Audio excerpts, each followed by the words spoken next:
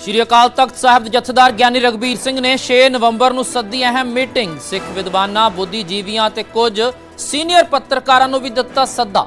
ਸੁਖਬੀਰ ਸਿੰਘ ਬਾਦਲ ਦੇ ਮਾਮਲੇ ਤੇ ਕਰਨਗੇ ਚਰਚਾ। ਸੁਪਰੀਮ ਕੋਰਟ 'ਚ ਰਾਜੋਆਣਾ ਦੀ ਪਟੀਸ਼ਨ ਤੇ ਸੁਣਵਾਈ ਟਲੀ। ਹੁਣ 18 ਨਵੰਬਰ ਨੂੰ ਹੋਵੇਗੀ ਅਗਲੀ ਸੁਣਵਾਈ। ਰਾਜੋਆਣਾ ਦੇ ਵਕੀਲ ਨੇ ਅੰਤਰਿਮ ਰਾਹਤ ਵਜੋਂ 6 ਮਹੀਨਿਆਂ ਲਈ ਰਿਹਾਈ ਦੀ ਕੀਤੀ ਮੰਗ। उत्तराखंड के अल्मोड़ा खड्ड च डिग्गी बस, हादसे च 20 लोगों की मौत। राहत ते बचाव कार्य जारी। ट्रैफिक पुलिस के 2 कर्मचारियों नूं बोनट ते टंगण वाले मुलजम गिरफ्तार। पुलिस ने कार भी की रिकवर। नाबालग दसे जा रहे दोवें मुलजम।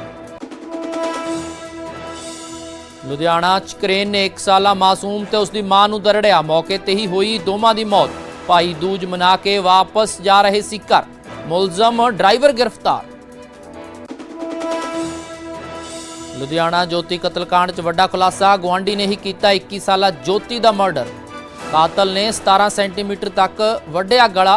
किचन कपबोर्ड च लाश रख के होया फरार। कैनेडा के ब्रैम्पटन च खालिस्तानियों ने हिंदू मंदिर ते किया हमला। मंदिर कॉम्पलैक्स च श्रद्धालुओं नाल भी की कुटमार। वीडियो च डांगा सोटे लैके हमला करते दिखे हमलावर। कैनेडा च हिंदू मंदिर ते हमले के मामले च भारत सख्त। कैनेडा स्थित भारतीय हाई कमीशन ने जताया विरोध। ट्रूडो सरकार तो खालिस्तानी कट्टरपंथियों खिलाफ कार्रवाई की की मंग। पाकिस्तान ने प्रदूषण लई भारत नूं ठहराया जिम्मेवार। लैंदे पंजाब दी मंत्री दा चढ़दे पंजाब ते इल्जाम। कहा गुआंढी मुल्क तो आउण वालियां हवावां करके लाहौर च प्रदूषण।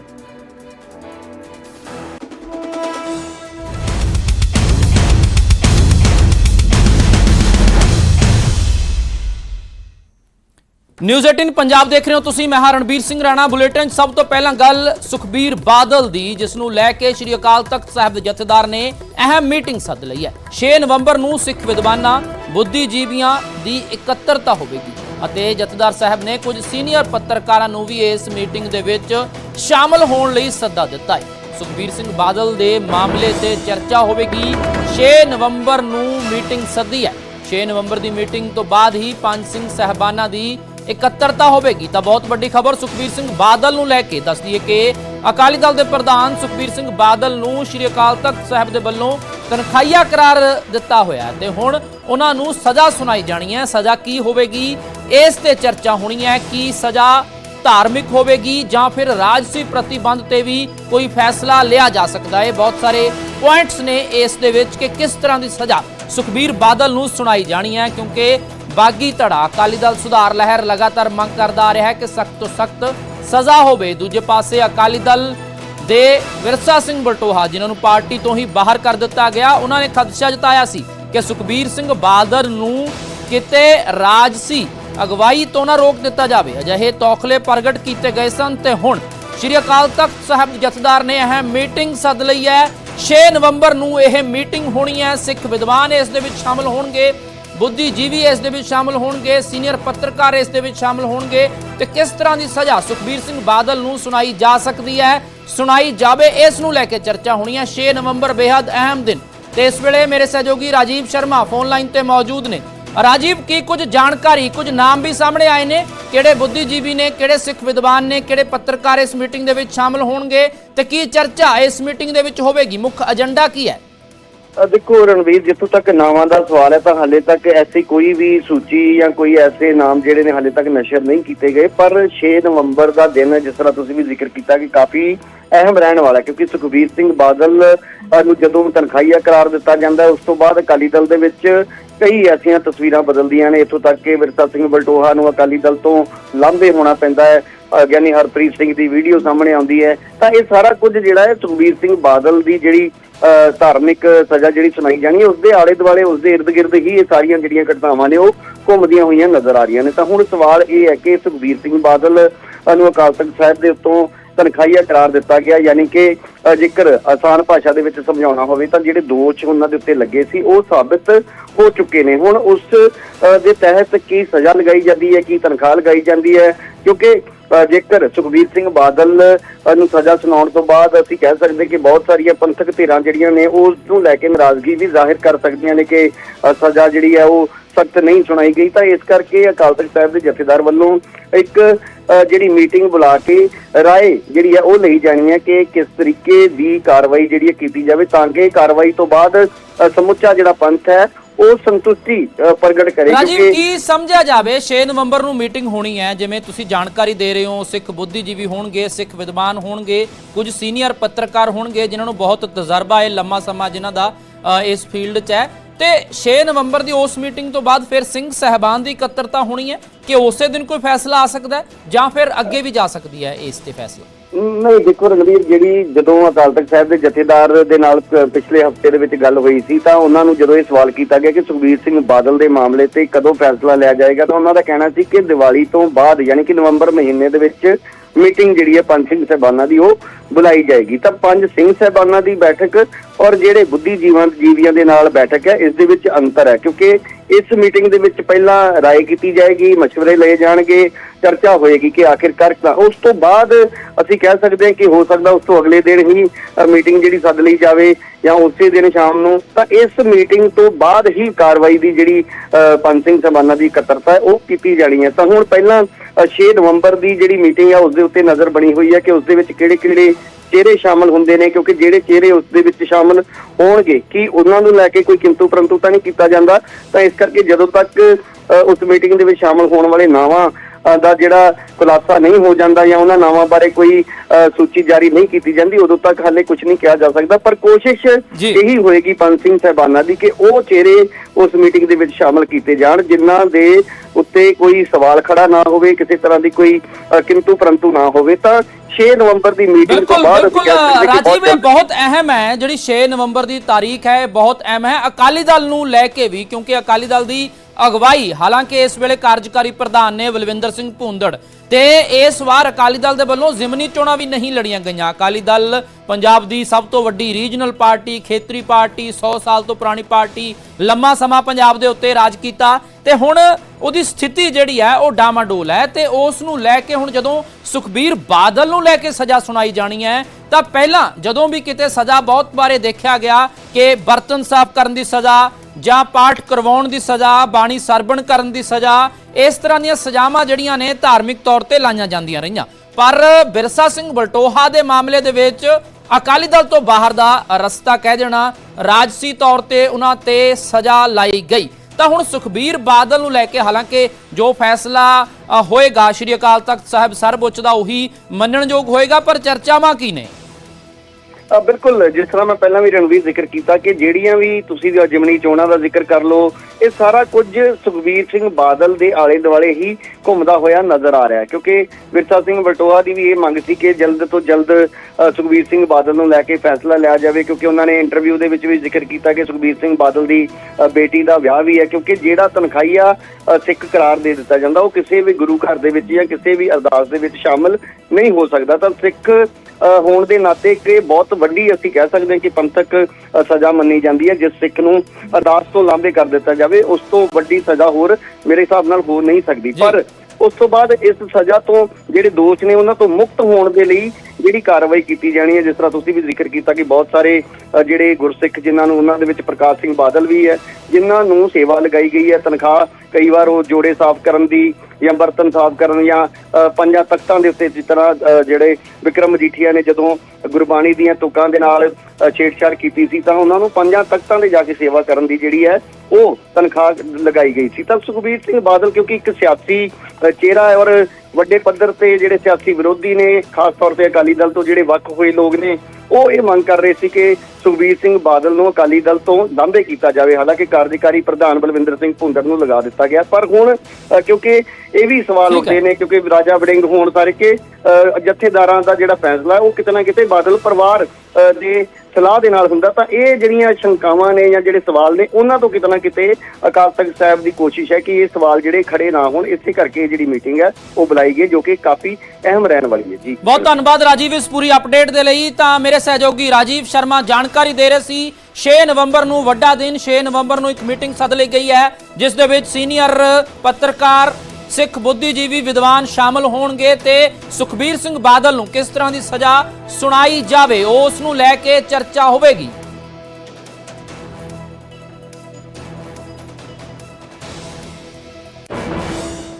ਅੱਗੇ ਵਧਦੇ ਹਾਂ। ਸੁਪਰੀਮ ਕੋਰਟ ਤੋਂ ਬਲਵੰਤ ਸਿੰਘ ਰਾਜੋਆਣਾ ਨੂੰ ਅੰਤਰਿਮ ਰਾਹਤ ਨਹੀਂ ਮਿਲੀ ਹੈ। ਸੁਪਰੀਮ ਕੋਰਟ ਨੇ ਬਲਵੰਤ ਸਿੰਘ ਰਾਜੋਆਣਾ ਨੂੰ ਅੰਤਰਿਮ ਰਾਹਤ ਦੇਣ ਤੋਂ ਇਨਕਾਰ ਕਰ ਦਿੱਤਾ ਹੈ। ਮਾਮਲੇ ਤੇ ਹੁਣ ਅਗਲੀ ਸੁਣਵਾਈ 18 ਨਵੰਬਰ ਨੂੰ ਹੋਣੀ ਹੈ। ਦੱਸ ਦਈਏ ਕਿ ਬਲਵੰਤ ਸਿੰਘ ਰਾਜੋਆਣਾ ਦੇ ਵਕੀਲ ਦੇ ਵੱਲੋਂ ਅੰਤਰਿਮ ਰਾਹਤ ਦੀ ਅਪੀਲ ਕੀਤੀ ਗਈ ਸੀ ਜਿਸ ਦੇ ਵਿੱਚ ਕਿਹਾ ਗਿਆ ਸੀ ਕਿ ਬਲਵੰਤ ਸਿੰਘ ਰਾਜੋਆਣਾ ਨੂੰ ਘੱਟੋ ਘੱਟ 6 ਮਹੀਨੇ ਲਈ ਰਿਹਾ ਕੀਤਾ ਜਾਵੇ।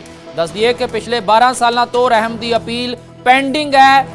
ਮਾਮਲੇ ਤੇ ਕੇਂਦਰ ਸਰਕਾਰ ਨੇ ਸੁਪਰੀਮ ਕੋਰਟ ਦੇ ਵਿੱਚ ਕਿਹਾ ਕਿ ਰਹਿਮ ਦੀ ਪਟੀਸ਼ਨ ਪੈਂਡਿੰਗ ਹੈ, ਇਸ ਤੇ ਜਵਾਬ ਦਾਖਲ ਕਰਾਂਗੇ। ਤਾਂ ਕੇਂਦਰ ਸਰਕਾਰ ਦੇ ਵੱਲੋਂ ਵੀ ਆਪਣਾ ਪੱਖ ਰੱਖਿਆ ਗਿਆ ਹੈ।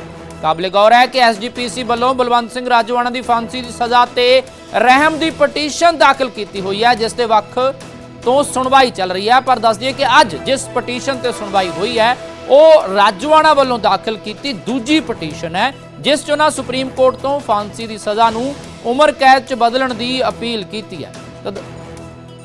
ਐਸੇ ਖਬਰ ਤੇ ਹੋਰ ਅਪਡੇਟ ਦੇ ਲਈ ਮੇਰੇ ਸਹਿਯੋਗੀ ਸ਼ੰਕਰ ਆਨੰਦ ਫੋਨ ਲਾਈਨ ਤੇ ਮੌਜੂਦ ਨੇ। ਸ਼ੰਕਰ, ਕੀ ਕੁਝ ਜੋ ਵਕੀਲ ਦੇ ਵੱਲੋਂ ਕਿਹਾ ਗਿਆ ਬਲਵੰਤ ਸਿੰਘ ਰਾਜੋਆਣਾ ਦੀ ਤੇ ਸੁਪਰੀਮ ਕੋਰਟ ਦੇ ਵੱਲੋਂ ਇਸ ਮਾਮਲੇ ਦੇ ਵਿੱਚ ਕੀ दिशा निर्देश जारी किए गए? देखिए, सबसे पहला जो सबसे महत्वपूर्ण आज इस मामले पर जो एक सुनवाई के लिए अभी जो है वो मुकर्रर कर दी गई है और अगली तारीख जो है वो मुकर्रर की गई है 18 नवंबर के लिए। और जिस तरह से अगर बात करें, ये मामला जो है आज बेहद महत्वपूर्ण था आज, लेकिन इस मामले पर जिस तरह से कोर्ट को कहा गया था, कोर्ट से अपील की गई थी कि ये मामला जो है पिछले काफी सालों से लंबित है। जिस तरह से राजोआणा की दया याचिका जो है पिछले 12 साल से लंबित पड़ी है और इस मामले पर सुनवाई होनी चाहिए, तो इस मामले पर अब अगली तारीख 18 नवंबर की तारीख जो है वो मुकर्रर की गई है।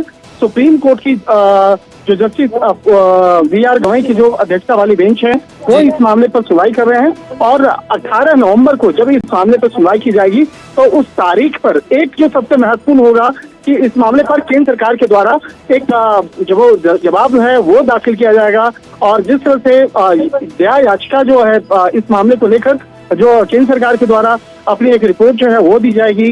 और जिस तरह से पिछली बार कई बार जो है सुनवाई के दौरान भी कई ऐसे मसले हुए हैं जो कोर्ट में सुनवाई के दौरान में चर्चा का केंद्र बना, जिसमें कि अगर इनको अगर रियायत दी जाती है तब क्या होगा, क्या कानून व्यवस्था पे कोई असर पड़ेगा या नहीं पड़ेगा। तो इस तरह के कई जो सवाल जवाब जो है कोर्ट में पहले हो चुके हैं, लेकिन पिछले 12 साल से जिस तरह से दया याचिका के मामले पर जो सुनवाई होने का जो मसला है वो लंबित पड़ा है, तो इस तरह से कह सकते हैं कि 18 नवंबर की तारीख को उस मामले पर बेहद चर्चा हो सकती है। बेहद अहम है अगली सुनवाई पर। शंकर, इस ਦੇ ਵਿੱਚ ਇਹ ਵੀ ਸਮਝਣਾ ਚਾਹਾਂਗੇ ਕਿ ਜੋ ਬਲਵੰਤ ਸਿੰਘ ਰਾਜੋਆਣਾ ਦੇ ਐਡਵੋਕੇਟ ਨੇ, ਵਕੀਲ ਨੇ, ਉਹਨਾਂ ਨੇ ਕਿਸ ਆਧਾਰ ਤੇ ਕਿਹਾ ਕਿ ਬਲਵੰਤ ਸਿੰਘ ਰਾਜੋਆਣਾ ਨੂੰ ਘੱਟੋ ਘੱਟ 6 ਮਹੀਨੇ ਲਈ ਰਿਹਾ ਕੀਤਾ ਜਾਵੇ, ਜਿਸ ਤੇ ਸੁਪਰੀਮ ਕੋਰਟ ਨੇ ਭਾਵੇਂ ਉਹਨਾਂ ਨੂੰ ਰਾਹਤ ਨਹੀਂ ਦਿੱਤੀ ਹੈ? ਕੋਈ ਆਧਾਰ ਕੀ ਸੀ, ਦਲੀਲ ਕੀ ਸੀ?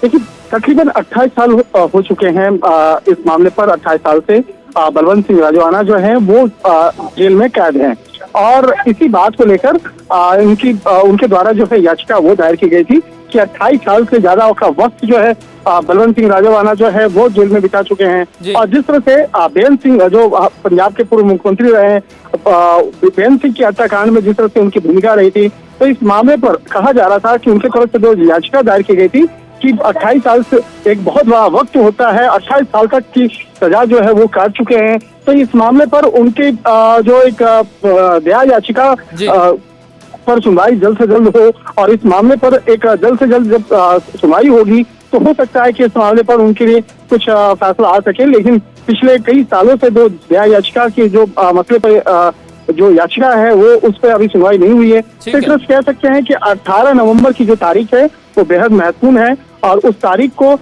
जो दो महत्वपूर्ण चीजें होंगी, केंद्र सरकार के द्वारा जो एक स्टेटस रिपोर्ट दिया जाएगा तो वो देखना लाजमी होगा कि किस तरह के स्टेटस रिपोर्ट दिए जाएंगे और उसके बाद कोर्ट उस मामले पर क्या सुनवाई करती है वो बेहद महत्वपूर्ण होगा। बहुत धन्यवाद शंकर इस पूरी जानकारी ਦੇ ਲਈ। ਤਾਂ ਦੱਸ ਦਈਏ ਕਿ ਬਲਵੰਤ ਸਿੰਘ ਰਾਜਵਾਣਾ ਜੋ ਫਾਂਸੀ ਦੀ ਸਜ਼ਾ ਯਾਫਤਾ ਕੈਦੀ ਨੇ, ਪਟਿਆਲਾ ਜੇਲ੍ਹ ਦੇ ਵਿੱਚ ਬੰਦ ਨੇ ਤੇ ਪਿਛਲੇ 28 ਸਾਲਾਂ ਤੋਂ ਜੇਲ੍ਹ ਦੇ ਵਿੱਚ ਨੇ।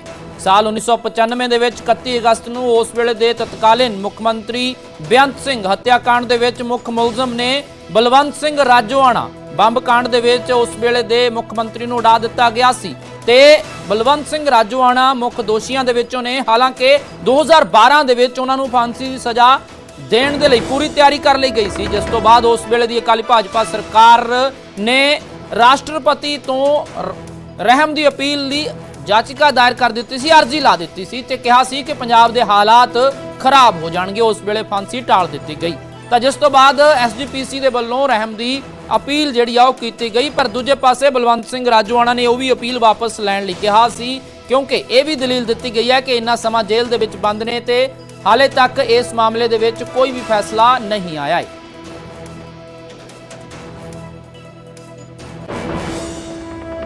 ਤੇ ਉਧਰ ਜੰਮੂ ਕਸ਼ਮੀਰ ਵਿਧਾਨ ਸਭਾ ਦੇ ਵਿੱਚ ਜ਼ਬਰਦਸਤ ਹੰਗਾਮਾ ਹੋਇਆ। PDP ਦੇ ਵੱਲੋਂ ਆਰਟੀਕਲ 370 ਦੀ ਮੁੜ ਬਹਾਲੀ ਦੇ ਲਈ ਮਤਾ ਪੇਸ਼ ਕਰ ਦਿੱਤਾ ਗਿਆ ਹੈ।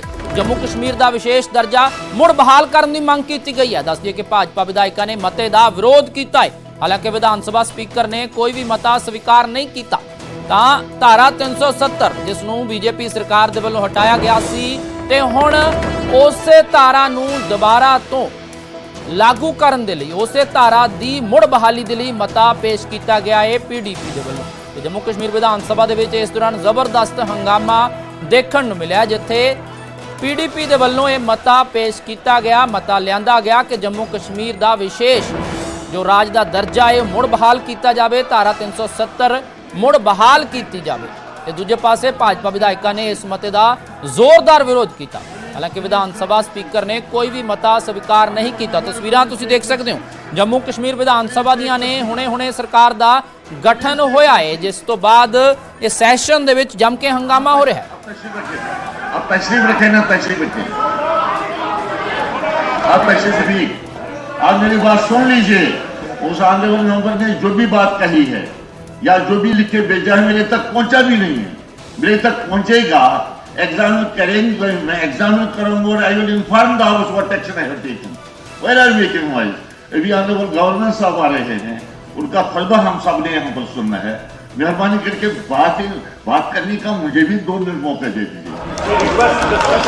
Jammu and Kashmir should be restored in its original form.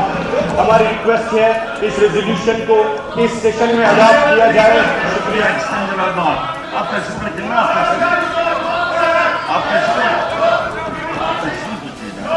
आप तशरीफ रखें। But you cannot dictate like this. You cannot dictate like this. Leave it to me. I am telling you, leave it to the chair.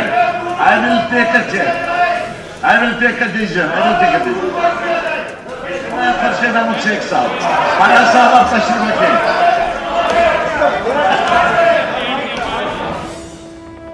ਤੇ ਉਧਰ Canada ਦੇ ਵਿੱਚ ਖਾਲਿਸਤਾਨੀਆਂ ਨੇ ਹਿੰਦੂ ਮੰਦਿਰ ਤੇ ਹਮਲਾ ਕੀਤਾ ਹੈ। ਬਰੈਂਪਟਨ ਦੇ ਵਿੱਚ ਹਿੰਦੂ ਸਭਾ ਮੰਦਿਰ ਤੇ ਅਟੈਕ ਕੀਤਾ ਗਿਆ। ਸ਼ਰਧਾਲੂਆਂ ਦੇ ਨਾਲ ਵੀ ਕੁੱਟਮਾਰ ਕੀਤੀ ਗਈ ਹੈ।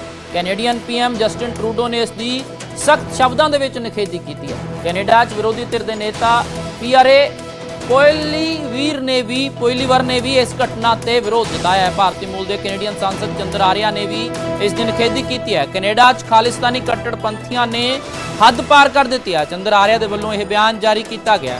ਕੈਨੇਡਾ ਦੇ ਵਿੱਚ ਖਾਲਿਸਤਾਨੀ ਹਿੰਸਕ ਉਗਰਵਾਦ ਡੂੰਘਾ ਹੋ ਗਿਆ ਹੈ ਅਤੇ ਖਾਲਿਸਤਾਨੀਆਂ ਨੇ ਸਾਡੀਆਂ ਲਾਅ ਐਨਫੋਰਸਮੈਂਟ ਏਜੰਸੀਆਂ ਦਾ ਵੀ ਚੁਵੀ ਘੁਸਪੈਠ ਕਰ ਦਿੱਤੀ ਹੈ ਅਤੇ ਪ੍ਰਗਟਾਵੇ ਦੀ ਆਜ਼ਾਦੀ ਦੇ ਨਾਂ ਤੇ ਖਾਲਿਸਤਾਨੀਆਂ ਨੂੰ ਕੈਨੇਡਾ 'ਚ ਖੁੱਲੀ ਛੋਟ ਮਿਲੀ ਹੋਈ ਹੈ। ਇਹ ਇਲਜ਼ਾਮ ਲਾਏ ਗਏ ਨੇ। ਤਾਂ ਤਸਵੀਰਾਂ ਵੀ ਸਾਹਮਣੇ ਆਈਆਂ ਨੇ। ਇਸ ਦੌਰਾਨ ਹੱਥਾਂ ਦੇ ਵਿੱਚ ਖਾਲਿਸਤਾਨੀ ਝੰਡੇ ਤੇ ਡੰਡੇ ਨੇ ਤੇ ਇਸ ਦੌਰਾਨ ਕੁਝ ਹਿੰਦੂ ਸਮਰਥਕਾਂ ਦੀ ਕੁੱਟਮਾਰ ਵੀ ਕੀਤੀ ਗਈ ਹੈ। ਤਸਵੀਰਾਂ ਸਾਹਮਣੇ ਆਈਆਂ ਨੇ ਤੇ ਇਲਜ਼ਾਮ ਇਹੀ ਨੇ ਕਿ ਖਾਲਿਸਤਾਨੀ ਕੱਟੜਪੰਥੀਆਂ ਦੇ ਵੱਲੋਂ ਹਿੰਦੂ ਮੰਦਿਰ ਤੇ ਹਮਲਾ ਕੀਤਾ ਗਿਆ। ਕੈਨੇਡਾ ਤੋਂ ਇਹ ਵੱਡੀ ਖਬਰ, ਜਿੱਥੇ ਖਾਲਿਸਤਾਨੀਆਂ ਦੇ ਇਲਜ਼ਾਮ ਨੇ ਕਿ ਹਿੰਦੂ ਮੰਦਿਰ ਤੇ ਅਟੈਕ ਕੀਤਾ ਗਿਆ ਹੈ ਬਰੈਂਪਟਨ ਦੇ ਵਿੱਚ।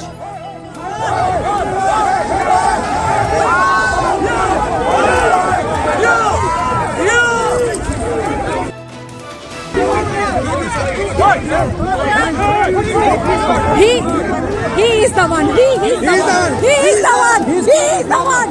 He is the one.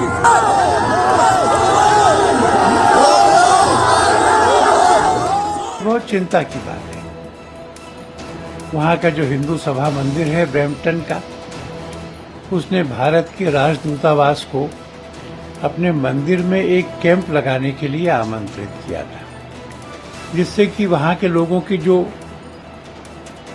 Bharat से जुड़े हुए इश्यूज हैं, वीजा और बाकी सब, उनका निदान किया जाए।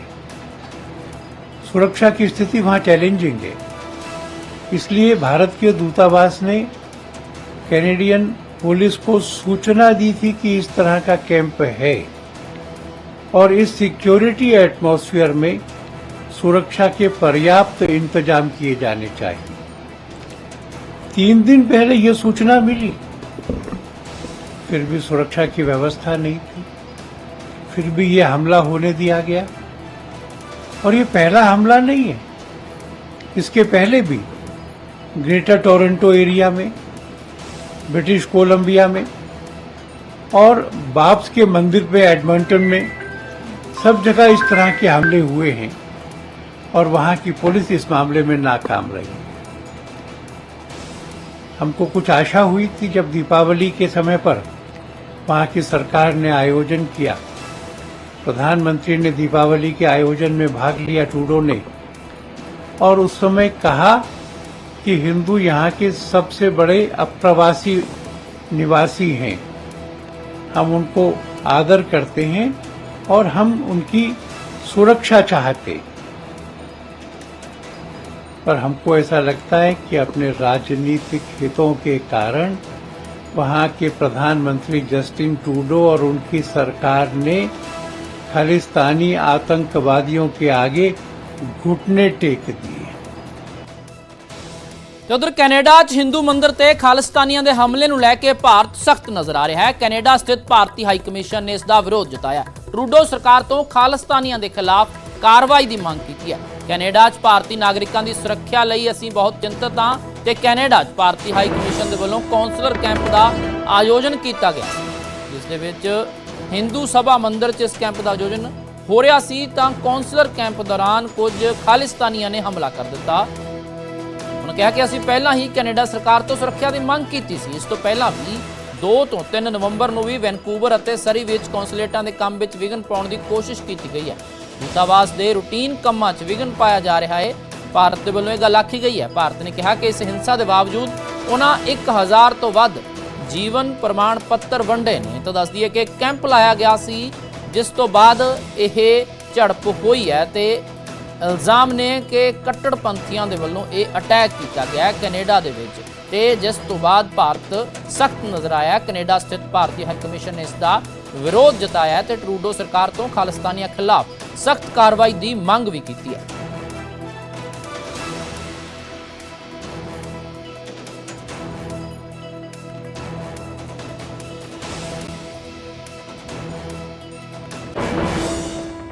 ਤੇ ਉਧਰ ਬਰੈਂਪਟਨ 'ਚ ਹਿੰਦੂ ਮੰਦਰ ਤੇ ਹੋਏ ਹਮਲੇ ਨੂੰ ਲੈ ਕੇ ਕੈਨੇਡਾ ਤੇ ਵਰੇ ਨੇ ਕੇਂਦਰੀ ਰਾਜ ਮੰਤਰੀ Ravneet Singh Bittu. Canadian PM Trudeau ਧਰਮਾਂ 'ਚ ਫੁੱਟ ਪਵਾਉਣ ਦਾ ਕੰਮ ਕਰ ਰਹੇ ਨੇ। ਇਹ ਇਲਜ਼ਾਮ ਰਵਨੀਤ ਸਿੰਘ ਬਿੱਟੂ ਵੱਲੋਂ ਲਾਏ ਗਏ ਨੇ। ਖਾਲਿਸਤਾਨੀਆਂ ਤੋਂ ਮੰਦਰਾਂ ਤੇ ਹਮਲੇ ਕਰਵਾ ਰਹੀ ਹੈ ਕੈਨੇਡਾ ਸਰਕਾਰ ਅਤੇ ਕੈਨੇਡਾ ਪੁਲਿਸ ਖਾਲਿਸਤਾਨੀਆਂ ਦਾ ਸਮਰਥਨ ਕਰ ਰਹੀ ਹੈ। ਰਵਨੀਤ ਸਿੰਘ ਬਿੱਟੂ ਦੇ ਵੱਲੋਂ ਇਹ ਗੰਭੀਰ ਇਲਜ਼ਾਮ ਲਾਏ ਗਏ ਨੇ। ਪੀਐਮ ਟਰੂਡੋ ਦਾ ਇਹ ਵਤੀਰਾ ਨਾ ਬਰਦਾਸ਼ਤਯੋਗ ਹੈ ਅਤੇ ਭਾਰਤ ਦੇ ਲੋਕਾਂ ਨੂੰ ਕੈਨੇਡਾ 'ਚੋਂ ਕੱਢਣ ਦੀ ਟਰੂਡੋ ਕੋਸ਼ਿਸ਼ ਕਰ ਰਹੇ ਨੇ। ਤਾਂ ਕੇਂਦਰੀ ਰਾਜ ਮੰਤਰੀ ਨੇ ਬੀਜੇਪੀ ਆਗੂ ਨੇ ਰਵਨੀਤ ਸਿੰਘ ਬਿੱਟੂ, ਜਿਨ੍ਹਾਂ ਦੇ ਵੱਲੋਂ ਇਹ ਵੱਡਾ ਬਿਆਨ ਦਿੱਤਾ ਗਿਆ, ਉਹਨਾਂ ਜਸਟਿਨ ਟਰੂਡੋ ਤੇ ਹੀ ਸਵਾਲ ਖੜੇ ਕੀਤੇ ਨੇ। ਉਹਨਾਂ ਕਿਹਾ ਹੈ ਕਿ ਕੈਨੇਡੀਅਨ ਪੀਐਮ ਟਰੂਡੋ ਧਰਮਾਂ 'ਚ ਫੁੱਟ ਪਵਾਉਣ ਦਾ ਕੰਮ ਕਰ ਰਹੇ ਨੇ ਤੇ ਜਾਣ ਬੁੱਝ ਕੇ ਖਾਲਿਸਤਾਨੀਆਂ ਤੋਂ ਮੰਦਰਾਂ ਤੇ ਹਮਲੇ ਕਰਵਾ ਰਹੇ ਨੇ। ਕੈਨੇਡਾ ਪੁਲਿਸ ਵੀ ਖਾਲਿਸਤਾਨੀਆਂ ਦਾ ਸਮਰਥਨ ਕਰ ਰਹੀ ਹੈ ਅਤੇ ਪੀਐਮ ਟਰੂਡੋ ਦਾ ਇਹ ਵਤੀਰਾ ਨਾ ਬਰਦਾਸ਼ਤਯੋਗ ਹੈ। ਉਹਨਾਂ ਕਿਹਾ ਕਿ ਭਾਰਤ ਦੇ ਲੋਕਾਂ ਨੂੰ ਕੈਨੇਡਾ 'ਚੋਂ ਕੱਢਣ ਦੀ ਟਰੂਡੋ ਕੋਸ਼ਿਸ਼ ਕਰ ਰਹੇ ਨੇ। ਤਾਂ ਰਵਨੀਤ ਸਿੰਘ ਬਿੱਟੂ ਦਾ ਇਹ ਵੱਡਾ ਬਿਆਨ। पिछले दिनों में खबरें आ रही कनाडा में जो हालात बने हुए हैं, ये एक किसी मजहब की बात नहीं है। हिंदू हो सिख हो, सबके लिए ये ट्रूडो साहब हैं, जो प्राइम मिनिस्टर साहब हैं, इस तरीके से उन्होंने डिवाइड कर दिया है। वहाँ पे जो खालिस्तानी एलिमेंट हैं उनको 2 दिनों से मंदिरों के सामने, जो हमारे पूजा की जगह है, जो पिछले दिनों त्योहार थे हमारे, चाहे दिवाली थी और थी, तो उसके लिए वहां पे लोग इकट्ठे हो रहे थे। तो खास तौर पे हर जगह इस आदमी ने कि हिंदुस्तान के लोग और पंजाब के खास तौर पे लोग वो पीसफुली वहां पे रह ना सकें, यहाँ से उनके बच्चे ना जा सकें, फैमिलीज ना जा सकें, उसे रोकने के लिए ये खास तौर पे डिस्टर्ब करने के लिए ये कुछ खालिस्तानी जो किसी के नहीं है, ना हिंदुओं के ना सिखों के, लेकिन आप देखिए किस तरीके से उनकी पुलिस, बिल्कुल ट्रूडो साहब की जो पुलिस है वो खालिस्तानियों की पक्ष में खड़ी दिख रही है। उनके अंदर मंदिर में आके वहां पे अटैक किए जा रहे हैं और उनको कोई रोकने के लिए तैयार नहीं है। वो किस तरीके से वो वहां पे नारेबाजी कर रहे हैं, खालिस्तान की ओपनली बात कर रहे हैं, ये बर्दाश्त नहीं किया जाएगा। हम अपने लोगों को, हिंदुस्तानी जो भारत के चाहे 3-3 पीढ़ियां वहां हो गई, लेकिन बिल्कुल भी ये बर्दाश्त नहीं किया जाएगा। बड़ी मजबूती से हम इसे, सख्ती से ये कनाडा की गवर्नमेंट के अगेंस्ट कहीं तक भी जाना पड़े वो